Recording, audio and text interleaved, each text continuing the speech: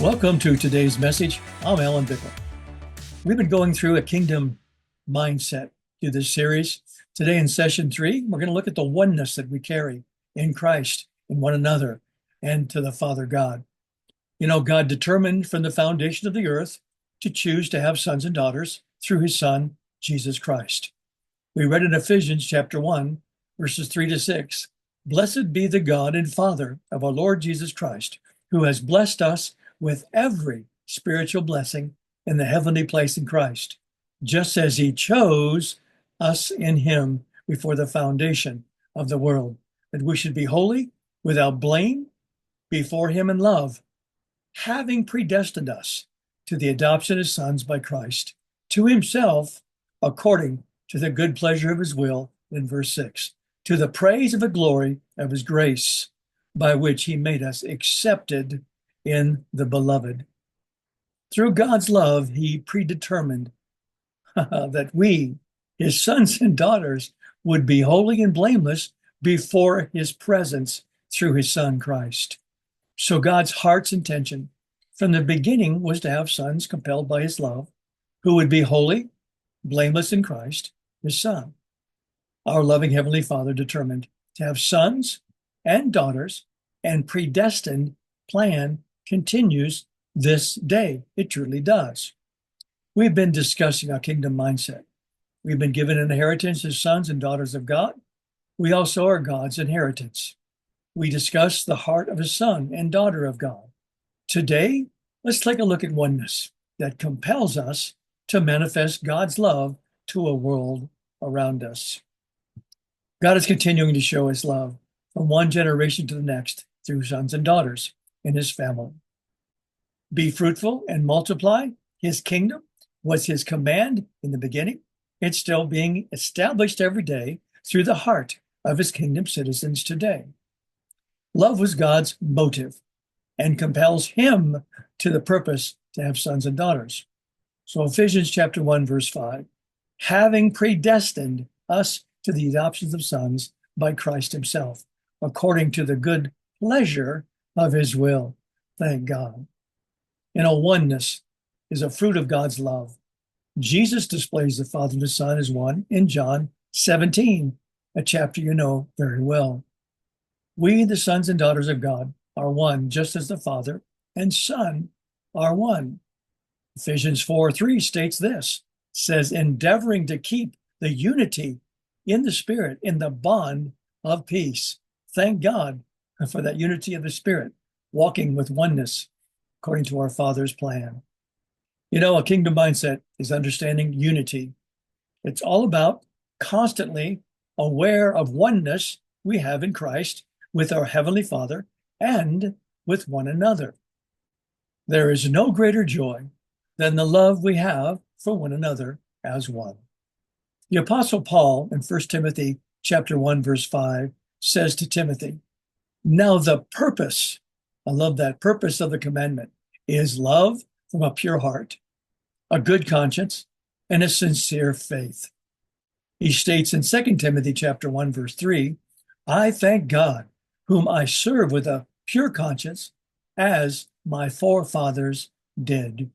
Goes on to say in Hebrews chapter 10, 22, to encourage us, "Let us draw near with a true heart, in full," I love that, "in full assurance of faith, having our hearts sprinkled from an evil conscience and our bodies washed with pure water."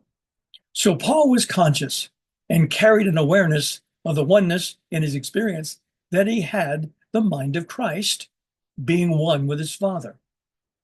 1 Corinthians 2, verse 16 says, "For who has known the mind of the Lord, that he may instruct him? But we have the mind of Christ."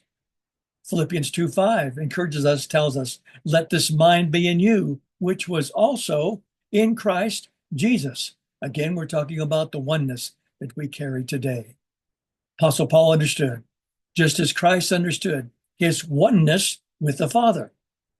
2 Corinthians 13:11 says this to us, "Finally, brother," I love that, "finally, farewell, become complete, be of good comfort, be of one mind, live in peace, and the God of love and peace will be with you.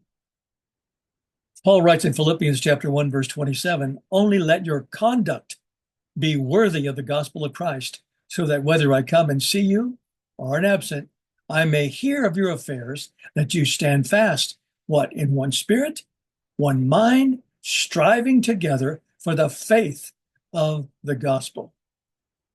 Romans 15, verse 5, now may the God of patience and comfort grant you to be like-minded toward one another according to Christ Jesus.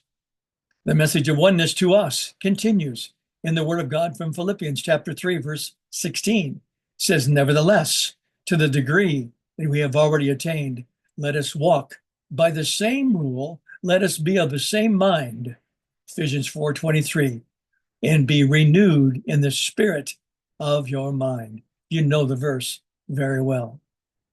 So this awareness of the oneness we have as kingdom citizens produces unity that creates opportunity and builds a community of saints, revolutionizing cultures of the world to Christ.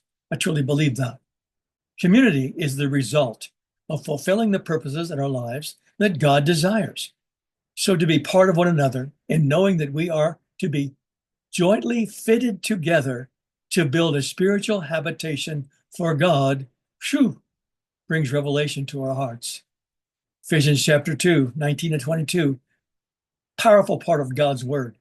Now, therefore, you are no longer strangers and foreigners, but fellow citizens with the saints and members of the household of God. Verse 20, having been built on the foundation of the apostles and prophets, Jesus Christ himself being the chief cornerstone, in whom the whole body being fitted together grows into a holy temple in the Lord. And then verse 22 says this, in whom you also are being built together for a dwelling place of God in the Spirit. Wow. Hey, no greater joy for us to have a kingdom mindset, to know and experience the dwelling place of God in the oneness that God gave us to live in.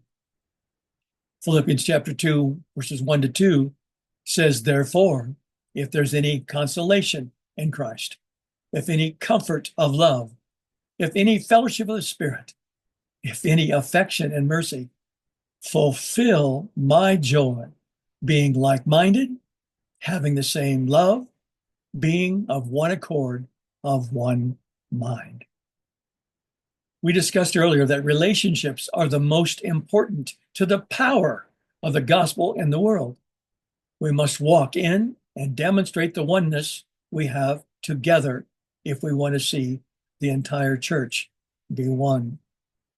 There should be no greater friendships together among the saints in the body of Christ and those called as God graced to equip them to walk in the oneness that Christ died to give.